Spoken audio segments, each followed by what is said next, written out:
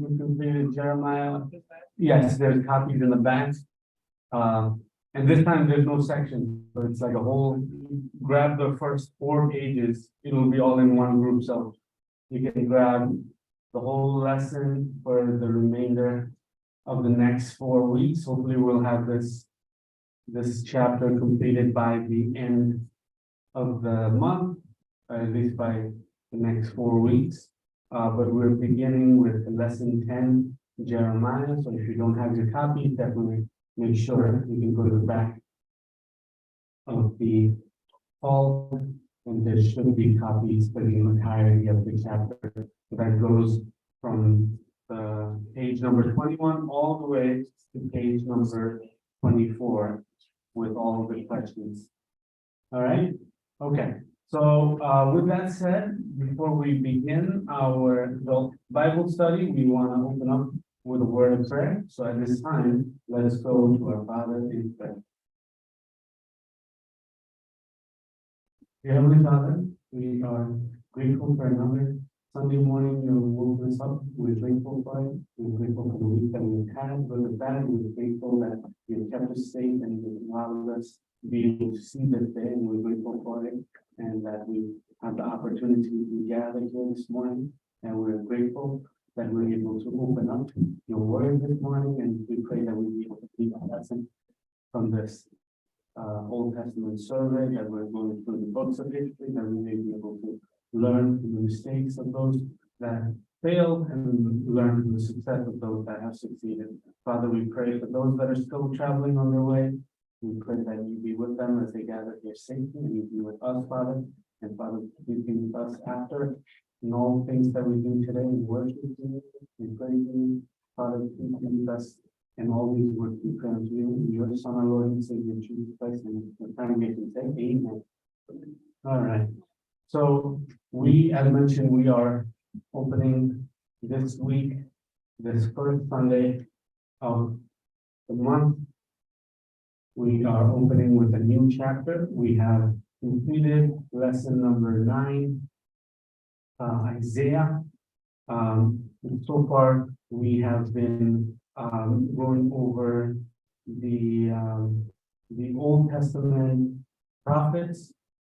If you recall that before we did all that, we went over to the kings of Judah, looking at the rise and the fall of all the tribe of Judah that's separated from the United Kingdom of Israel. We first looked at the fall of the kings of Israel, then we looked at the fall of the kings of Judah, inevitable fall.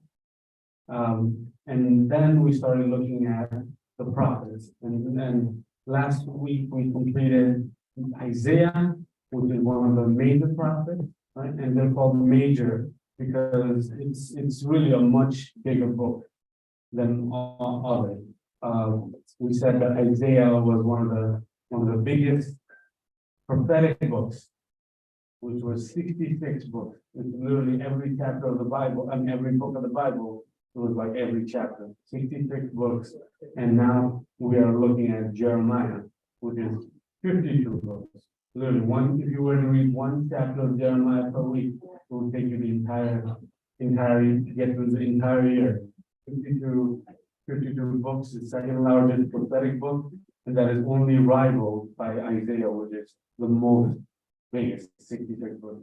So, and like mentioned last week, we don't have time to go over every single chapter. So the Old Testament survey book does a good job of summarizing the most important points, getting a summary of the prophet, getting into the characteristics of what makes them unique, their message, and looking at their date that they were prophesying for the kings and the people.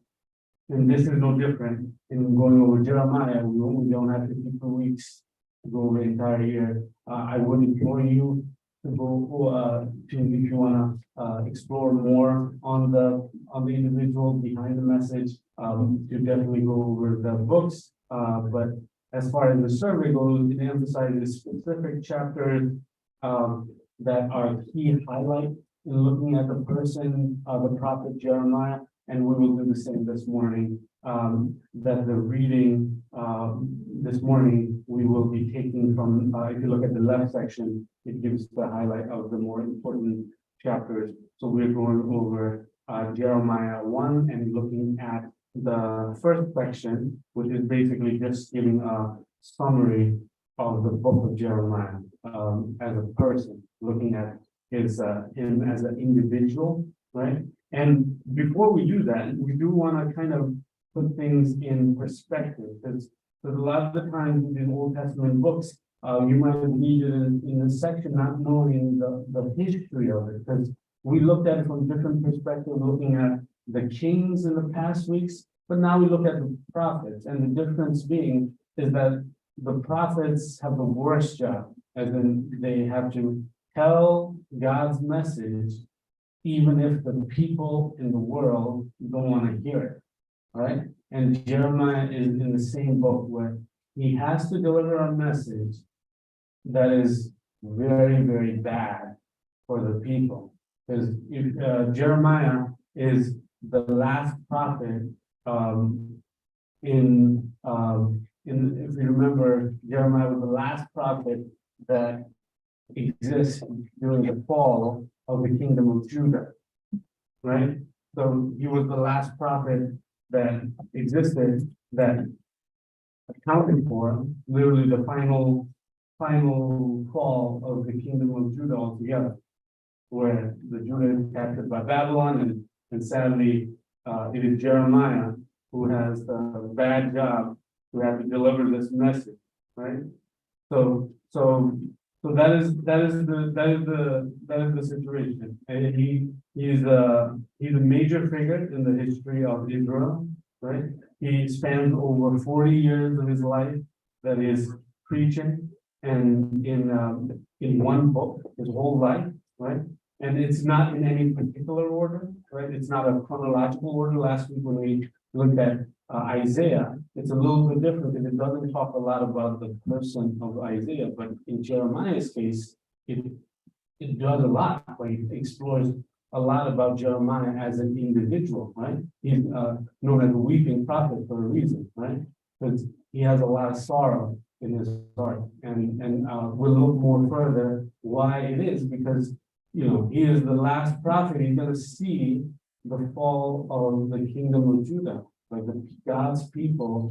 He is there to witness the folly of, and this is the tragedy of it, is that he is giving a message before the fall, saying, "Hey, we need to change our ways. The fall is going to happen," and he is the one that is during the fall. Like he's a prophet during war period, right? If you look at the kings of Judah, literally, there's been so much conflict. There's Syrians that are coming, there's old power Egypt, there's Syrians that are coming, and there's this new kingdom of Babylon from the north that is coming. And Jeremiah keeps saying, hey, this Babylon is gonna come over and he's gonna be God's hand. If you're not change your ways, he's gonna be God's hand and he's gonna take over. But the kings do not listen. In fact, Jeremiah is considered a weeping prophet because he's also the one that is persecuted the most, right? He's the one that was captured, he's the one that is kidnapped, right? Like this person has gone through a lot in this 40 years of his ministry and his prophesying. So we'll get to know a lot more of Jeremiah, and he emphasizes this whole the point of the tragedy of being a messenger is that you have to deliver the bad news and face the consequence, but you are not the one making the news. He's not the one, he's not God, he's just the messenger of God, right? So, yeah, and as mentioned, he's not in chronological order. It's literally a whole bunch of different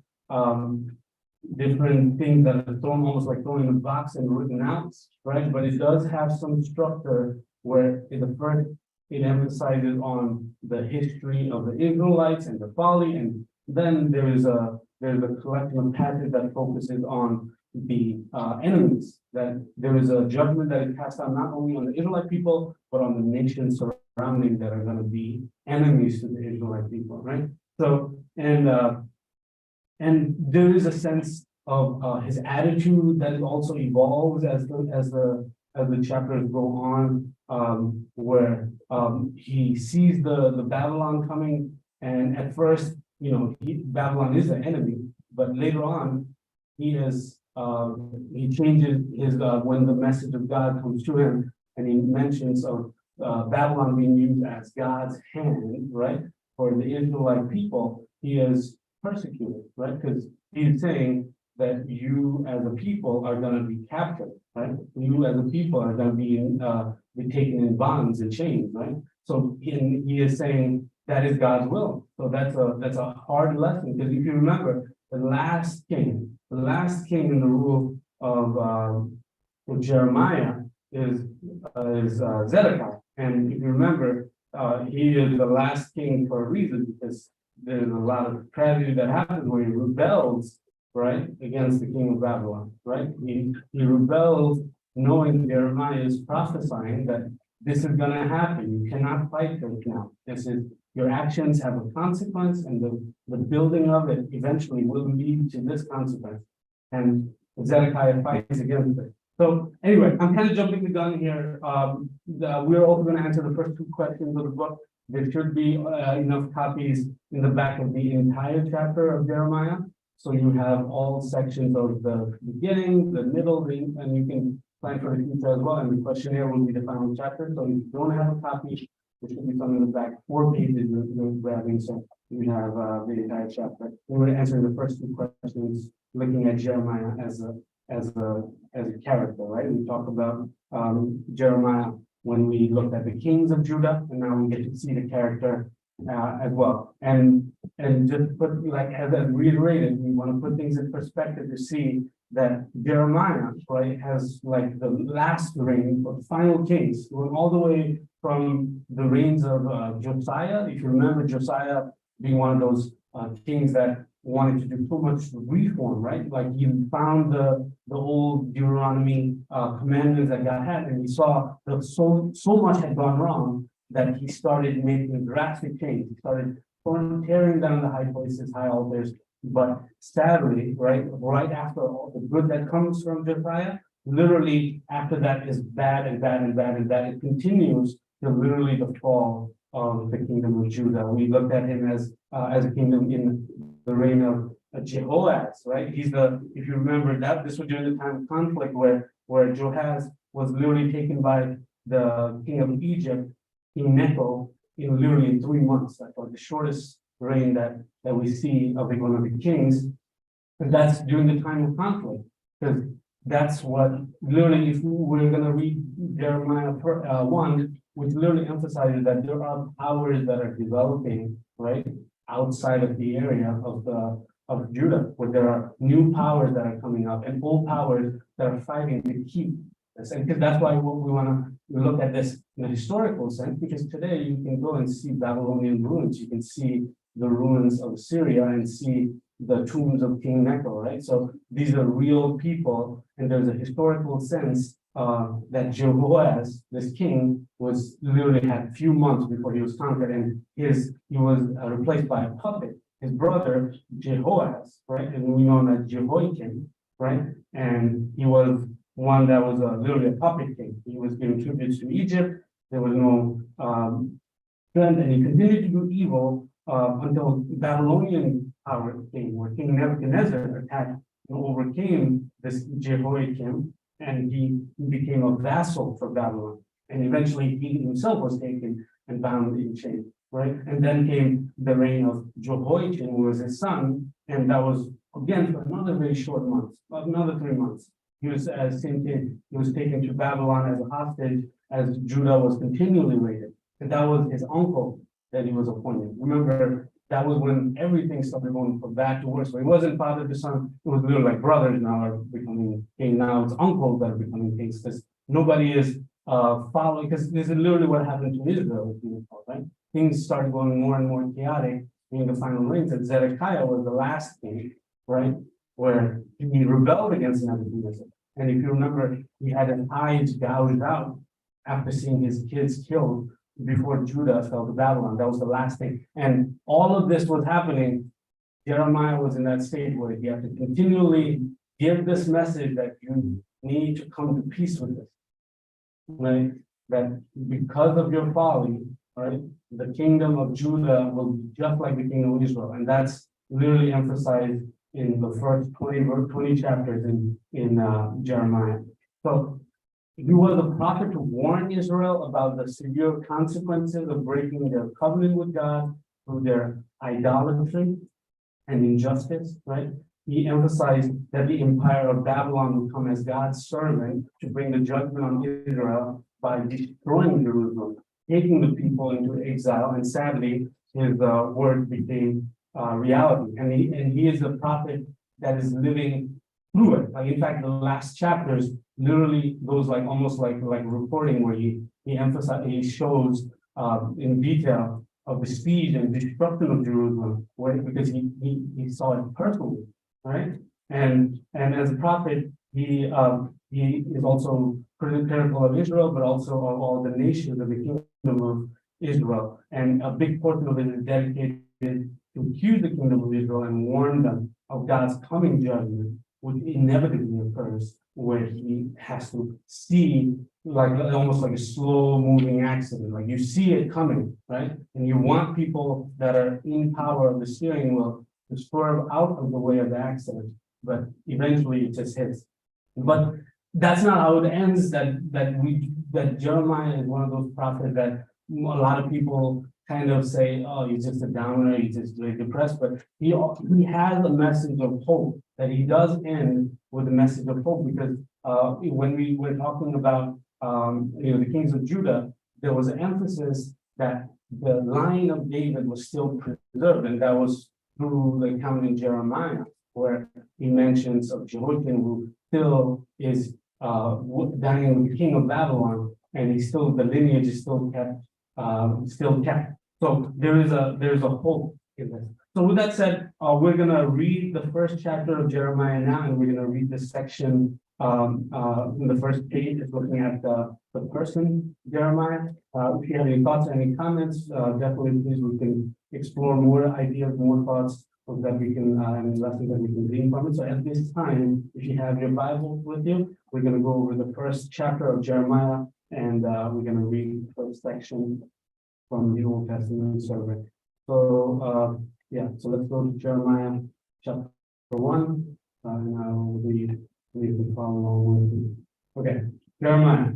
The words of Jeremiah, son of Hilkiah, one of the priests at Anathoth, in the territory of Benjamin. The word of the Lord came to him in the 13th year of the reign of Josiah, son of Amon, king of Judah, and through the reign of Jehoiakim, son of Josiah, king of Judah, down to the 5th month of the 11th year of Zedekiah, son of Josiah, king of Judah, when the people of Jerusalem went into exile. The call of Jeremiah, the word of the Lord came to me, saying, before I formed you in the womb, before you were born, I set you apart. I appointed you as a prophet to the nation. Alas, sovereign Lord, I said, I do not know how to speak. I am too young. But the Lord said to me, do not say I am too young. You must go to everyone I send you to and say whatever I command you. Do not be afraid of them, for I am with you, and I will rescue you, declares the Lord. Then the Lord reached out his hand and touched my mouth and said to me, I have put my words in your mouth. See, today I appoint you over nations and kingdoms to uproot and tear down, to destroy and overthrow, to build and to plant. The word of the Lord came to me. What do you see, Jeremiah? I see a branch of almond tree.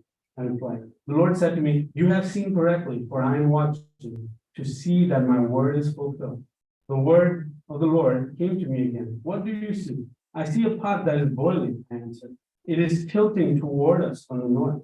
The Lord said to me, from the north, disaster will be poured out on all who live in the land. I am about to summon all the peoples of the northern kingdom, declares the Lord. The kings will come and set up their thrones in the entrances of the gates of Jerusalem. They will come against her surrounding walls and against the towns of Judah. I will pronounce my judgments on my people because of their wickedness in forsaking, in burning incense to other gods, and in worshiping what their hands have made. Get yourself ready. Stand up and say to them whatever I command you. Do not be terrified by them, or I will terrify you before them. Today I have made you a fortified city, an iron pillar, and a bronze wall to stand against the whole land, against the kings of Judah, its officials, its priests, and the people of the land. They will fight against you, but will not overcome you, for I am with you, and I will rescue you, declares the Lord. So this kind of gives a prologue to Jeremiah's calling and his role that he will be playing, right? And from the beginning, we see there is a sense of doubt, and this is not unique as we talked about the prophet of this calling, right? In the sense of Isaiah too, where people don't feel that they are worthy of that calling, right? Where people don't feel like they are strong enough to deliver this message, especially when it's a message people don't want to hear, right? And this is the same thing here as well.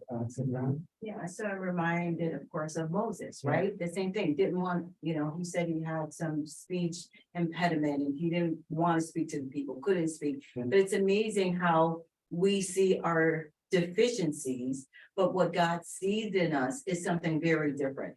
He sees the capabilities we have to go deliver what he asked us to do. So, I think about that. I think about, wow, like, for myself, and you think about your shortcomings and, you really can't say this or can't really do that. Maybe you're not saying it correctly or right, but God just wants us to speak. Just say what I asked you to say, right? The message I gave to you, I want you to give to someone else. So I just think it's interesting how we see our deficiencies and God sees the potential in us. Exactly. And God sees the potential in us in his kingdom, even when we ourselves fail to do so. And the difficulty is that we ourselves are our own worst enemy, right? When it comes to being part of the kingdom of God. And this is not, we see this continue with so many people that are called, right? And the people that and I think this is something that we talked about when we talked about in our Stepping Up series about what it means to be courage. With the courage is not the absence of fear, but it's action despite the fear in your heart, right? Because that fear is overcome, right? Knowing that God is on your side. And that is the thing that even kings have failed in Judah, right? That they see big enemies and they think, I gotta do something. I gotta start, doing anything. I gotta start worshiping another God. I gotta start making alliances with my enemies. I gotta do anything to be able to, face this enemy. But not knowing that if God is with you, right, and there is a historical precedence, right? It's not like this is the first time it would happen that massive armies arose against the Israelite people, but they continue to fail. See that if God is with you, right, then your enemies will be defeated. And this is that same shortcoming as well. But as a prophet, Jeremiah has a lot to overcome because he is called, it says, from the womb. That's another highlight that we want to emphasize because in the Bible there are individuals that are said that are called from before their conception, like John the Baptist is another example. His mission to lead a path for Jesus' coming, right? And in the same manner, Jeremiah is called from the womb, and there is a importance to that because sometimes we think we know better, that we make decisions about life and death, knowing that we know better than God. And in this scenario, right, that calling that Jeremiah has is something that God who's able to see beyond time and see not only our future, but also our beginnings, like from where we come from, like our origins. So, and Jeremiah is in a very difficult place because he is born at the worst period, right? If you look at the actual history, he's literally born alongside Josiah during the kings of Manasseh, right? And if you remember Manasseh, oh God, this guy is the worst of the worst. He has the longest running for somebody who's the worst. And I know that in the end, he has a transformative heart, but all of his actions are such an impact that it's going to impact generations to come, right? He started child sacrifice. That's where it started, right? And Jeremiah was born during that time where kids were being killed, right? In the name of worshiping false God, right? So, and he has to deliver this message, right? Like this is the worst period to be delivering this message, but that's the difficulty, right? And as we look more about the character, his life is not easy from the beginning. His persecution comes in such an early age, and from the people that are closest within his own tribe, within his own village, within his own family. So Jeremiah has a lot to live, and his doubt and his sorrow for himself is well emphasized. In fact, Lamentation is such an emphasis right after, because it talks about that grief that he faces, right? That he talks about seeing all the things that are happening in his kingdom, and him being a deliverer of message, but not being able to control what happens, because it's not in his hand, right? Right? And that's kind of like, we want to see ourselves in that mindset, because we have a standard to live to. We control the standard that we live, but the world is not in our control. We don't control the standards of the world in the kingdom, right? And sadly, the consequences of it is something that we ourselves face, right? Because remember, this whole series ends with Jeremiah being kidnapped to Egypt, right? So he is helpless. He's able to see that the actions of these kings are going to be the ruin to this kingdom. This kingdom that has been preserved from generations. The old brothers in Israel fall years ago. There's the little hope that these two tribes, Judah and Benjamin, is able to hold on. And this is the last prophet to be able to deliver this message to bring them back. There is a sense of hope that, oh, this will be the standing, but that is not going to be the case, right? As he says, that God will bring a new enemy from the north, a disaster from, he's talking about Babylon, but Babylon is a new empire, right? And that it's boiling. It says that you have seen the branch of an almond tree, right? Because the seasons are changing, right? The seasons are changing. The thing that you thought, and that's a false mindset that a lot of the time, people that consider themselves saved have, is that, oh, because I'm Christian, God is able to protect me even though I'm inaction, right? Even though I'm acting against God, because I'm still God's people, God's gonna save me. But one thing God is just, right? And that's the tragedy about it, is justice sometimes does not seem justice because you're facing the punishment, but it's justice ever indeed. It's not justice to you because you're facing the brunt of the consequence of your action, right? Especially for chosen people. But at one point, right, they're like, oh, the kingdom of Israel did bad, so they're gone, but we're going to be good, right? Because we are the ones that follow from Rehoboam. We did not depart and start rebelling against God. We kept, following the lineage of Jeroboam to look at God's people, but that's not the case here. That judgment will be coming to them, and the pot that is boiling, right? That the symbolism is very, very apt, right? When you see a pot boiling, there is something that is happening, something that's brewing. You better take action, or there is going to be consequences of it. And Jeremiah is bringing that message. And sadly, this is just the introduction, but his whole 40 years is delivering this exact message, which sadly is going to be of naught, at least for these people. Because you know that the lineage is saved, and through this lineage comes Jesus Christ and the mentioning of that Messiah. But at this point, this is going to be on deaf ears, because sadly, after Josiah, there's nothing good that comes from the kingdom. Sadly, like there is a lot of alliances that is made with enemies to keep Babylon straight. But he keeps saying, and in fact, they see Jeremiah as a traitor. They're like, why are you talking good about Babylon and not about the kingdom of Israel, right? Not knowing that, that because of the action. And sometimes when you are,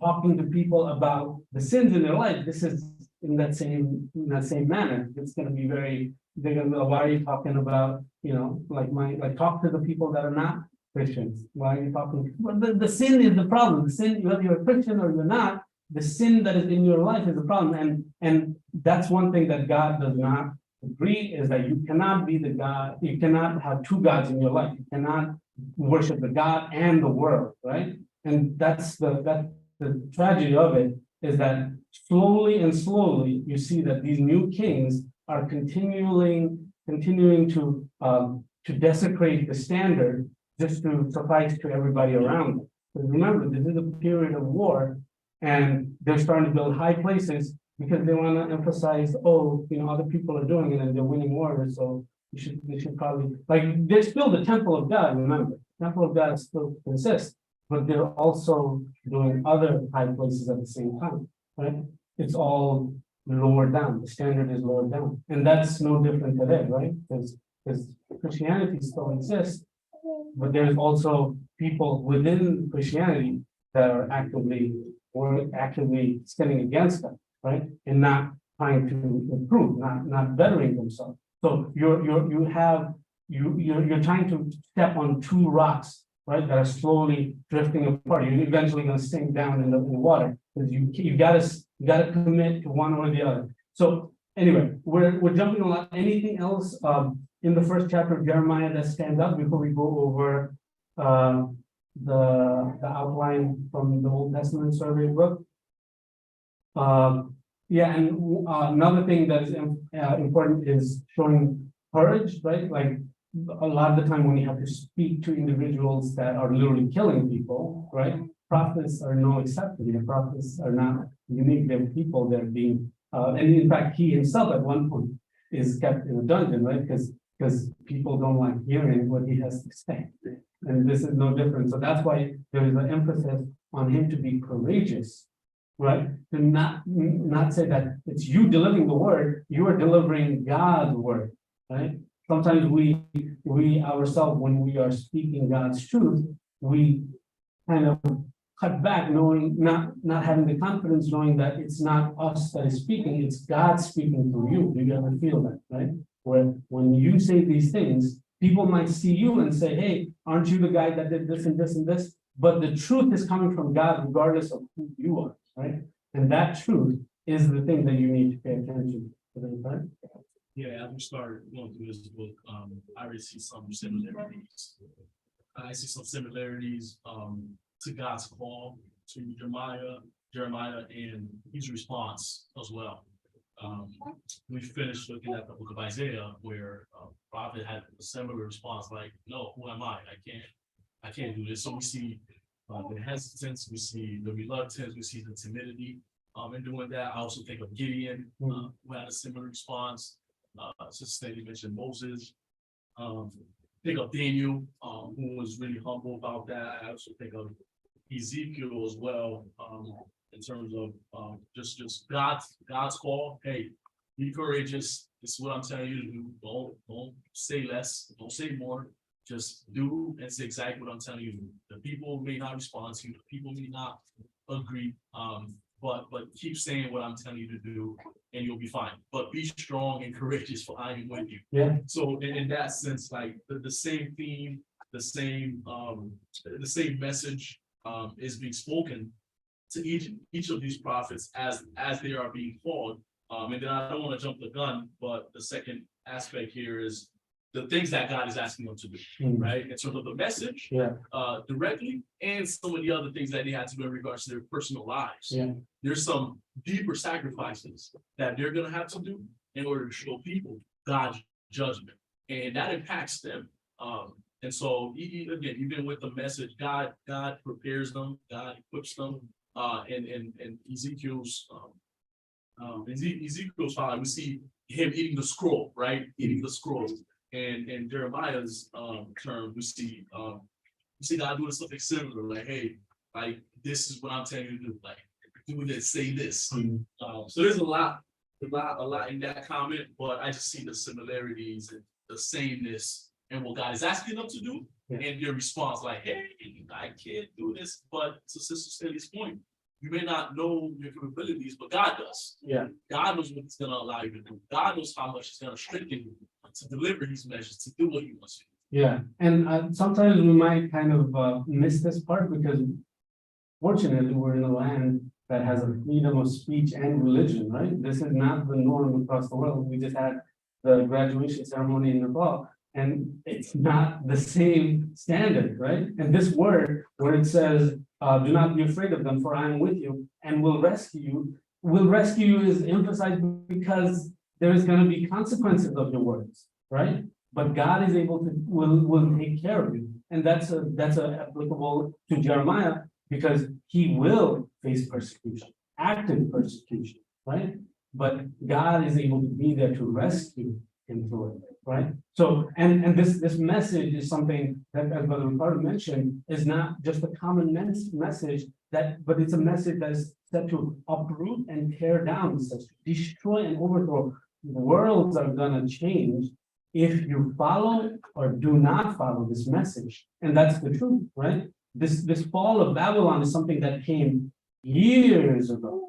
This message that Babylon, that the Judah will fall to Babylon come years ago. And in fact, when Jeremiah later talks about the judgment that is going to be passed to Babylon, because remember, Babylon is just a hand, like servant, like a tool. But Babylon is no exception. And later on, Babylon gets conquered by Persia, right? Like so this message is like it's like warning you of the future in big changes. Like there's no big prophesying that's happening in the New Testament, but imagine right now if somebody could tell the outcomes that is happening in world conflicts today, right? Would you pay attention to this, right? Would you be able to say, oh, I need to change my ways because worlds are going to change if this message is not heard? But sometimes we forget that the message of Christ is world changing, right? That lives and whole kingdoms are going to change through that. And as mentioned by Brother Ricardo, that this importance to be able to be strong and resilient, right? Because he says, I am too young. This is not a new idea where, especially when you're called from the womb, it's such an early age, right? To say, I'm going to speak to kings and say, like, imagine you at 13 and say, oh, I'm going to speak to, I don't know, like Putin and be able to like, change shape. Like, it's unfathomable, right? At that point in your life, right? But that's where that idea that God sees not just you now, but he sees your entire life, right? Sometimes you yourself might not see it. When you yourself don't see, I'm able to do these and these things through God, but God is able to see those things. But what your actions, if you're going to act to it, then you get to. But if you are discouraged, saying, "Oh, I'm too young at this age, I can't," but I have to have other things to think about, right? One of the things he emphasizes is he never married, right? He dedicated his life for this, right? You can't say that about so many individuals because this calling, right, is either you accept it or you reject it, right? Because God's will is going to be done through other individuals, but that calling is for you to see if you're going to use that or if you're going to fight from it.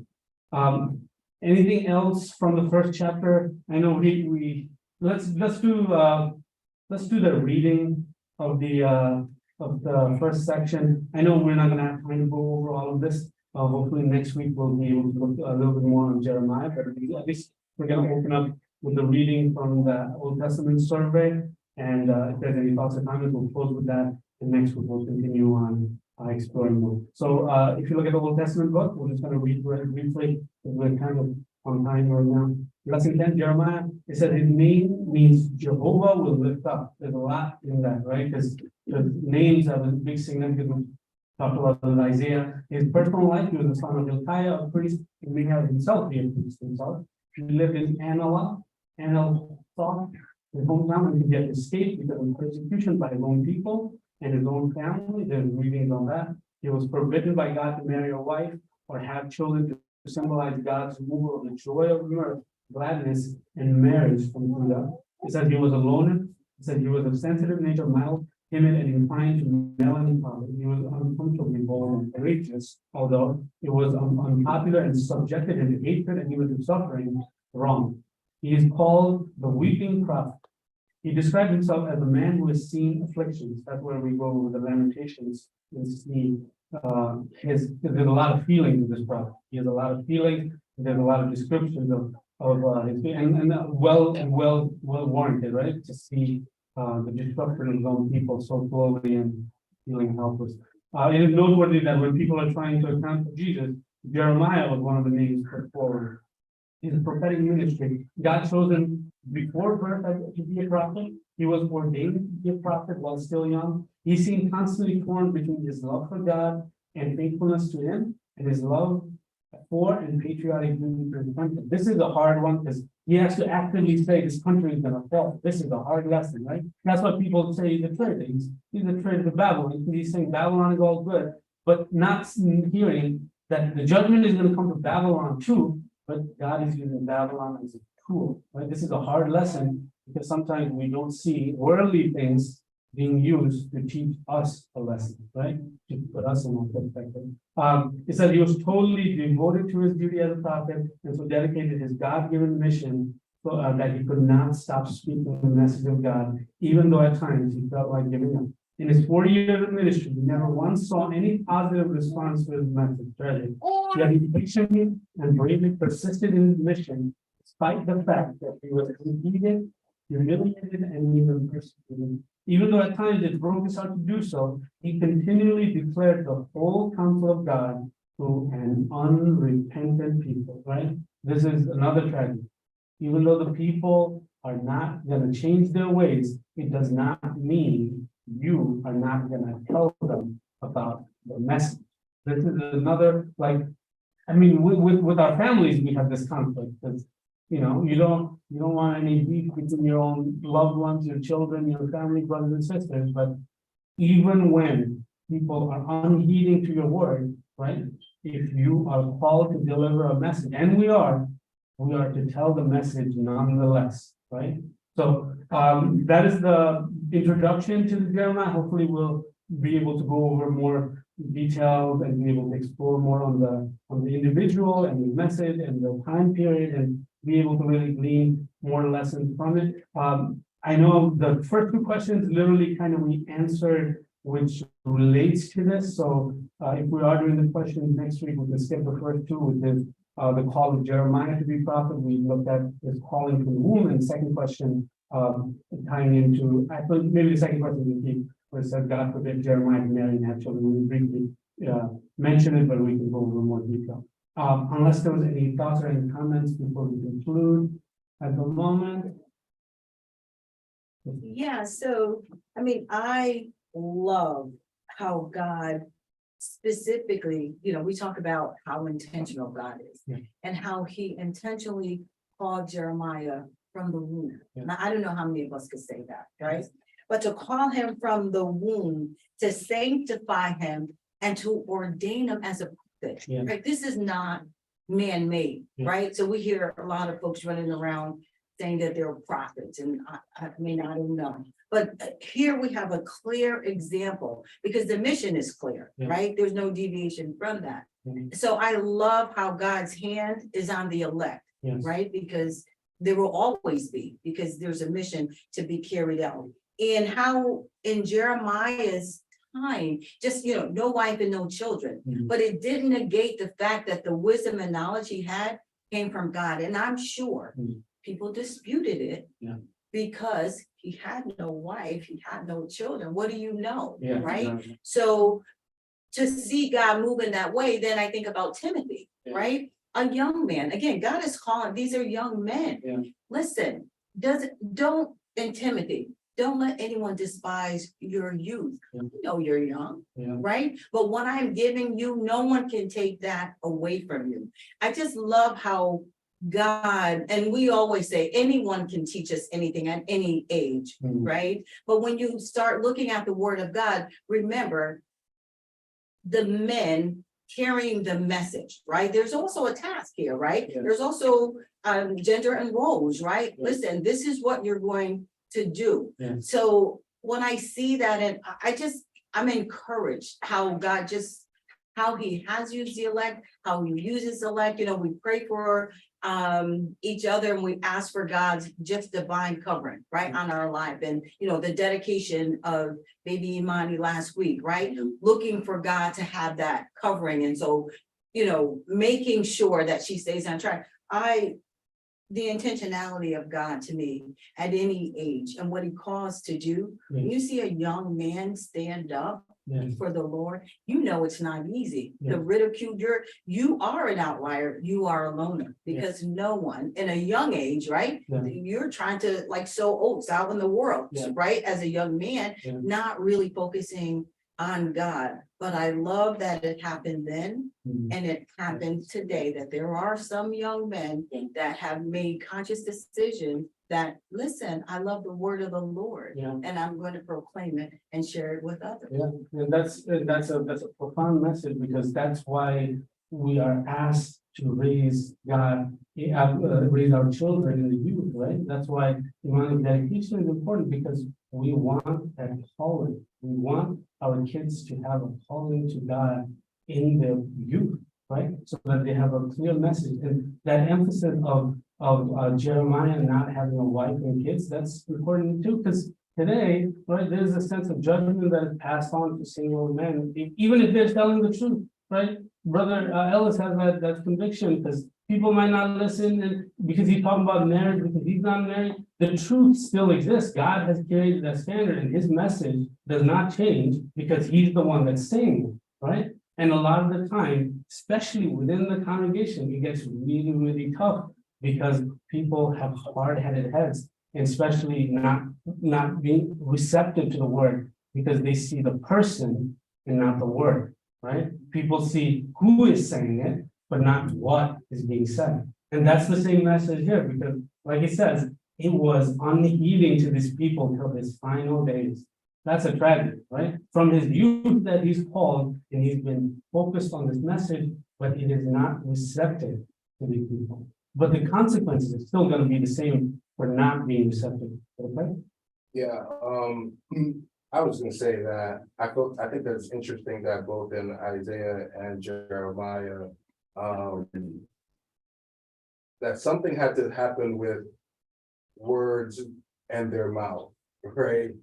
So with Isaiah, you could turn to Isaiah chapter 6 when he's called, he talks about being unclean lips, and then there's verse 6 says, a seraphim flew to me, having in his hand a live coal, which he had taken with tongue from the altar, and he touched my mouth with it. And he said, behold, this has touched your lips, your iniquity is taken away.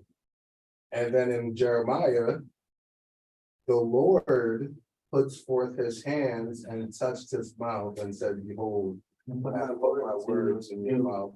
So, I usually feel like I'm a contrarian in these classes, because I feel like, I think that when we look at the call of God, it's not for everybody. You know what I'm saying? It's not for everybody. This is saying that he was called from before he was formed in his mother's womb. I think in 2023, it's too easy to quote unquote be a voice of God. It's too easy to say you're called to do something, when literally what these examples show is that transformation in language, you know what I'm saying? And I don't really think we understand how much God transforms even how we speak and what we speak and how we speak it. You know what I'm saying? When you're called, you know what I mean? And that's what you gotta pay attention to, is the language of people who propose to be called. Because what we have here back to back in Isaiah and Jeremiah very clearly is some transformation with your oratory. You know what I mean? Whether the seraphim touched Isaiah's mouth and his iniquity was taken away, or the Lord touched Jeremiah's mouth and put his words in his mouth. So we got to think about what we're saying, you know, and what we're not saying. You know what I'm saying? If we're called. Yeah, and that does not come just like there's a transformative aspect to it, right? And boldness is a big part of that as well, right? Because like I mentioned, I don't think everybody has that mental fortitude to be able to speak to everybody, right? And that comes with not just knowledge, but also with this transformative aspect that the Kirk is talking about. So, and we see that continually. In fact, we're going to focus this when we talk about the message, but that aspect of being able to voice the message to kings, be able to reach to that level, right? To be able to have that level of dedication is something that is unique, and that's why we see the emphasis with these prophets on their oratory sense. So definitely an important point that we don't want to miss, especially when we get to the message portion of Jeremiah. With that said, unless there's any other final thoughts before we. Yeah, because I think there's a calling. Yeah. And then we're called to do something. Yeah. And sometimes we get them mixed up there, we get confused, right? So know your calling and know you're called to do something. Yeah. And I think if we can stay there in our lane where God has placed us, then we'll be okay. Be able to say no, that's right. All right, because we're kind of out of time, we're gonna. Is that Karen, you have something? Okay. So with that said, let's go to our Father in prayer as we conclude the lesson. Dear Heavenly Father, we thank you once again for this morning that you have blessed us, Lord Father, the sun is up, and woken up to be able to see the sun, and we're grateful for this opportunity to come and gather and Lord Father. We're grateful for it as well to be able to open up your word, and more importantly, to be able to glean the lessons that we put on our hearts. Father, we're grateful for the message to Prophet Jeremiah, that even thousands and thousands of years later, that we're still able to glean that lesson, Father. And as mentioned, Father, that we be able to understand the importance, Father, that we able to understand the message that is coming through Jeremiah, to be able to understand that we have our roles in our lives, that we be able to understand our roles and be able to act, Father, according to your desire on us, your calling on us, and not our own. Father, we pray that we ourselves have that boldness of Jeremiah, that we be able to speak your truth, Father, that we be able to be transformed by your word in our individual lives, Father, and that we be able to make an impact on ourselves first and our neighbors. Father, we're praying for those that are still on their way, that they be able to get here safe, after which we will be worshiping, presenting a worship service unto you. Father, we pray that we ourselves be edified through this worship service, Father, and that Father, would be in accordance to your word. We're praying for those brothers that will be leading those service. And Father, we pray that you be with us throughout this day and the remainder of our lives. In all things, we pray unto you in your Son, our Lord and Savior Jesus Christ. Amen.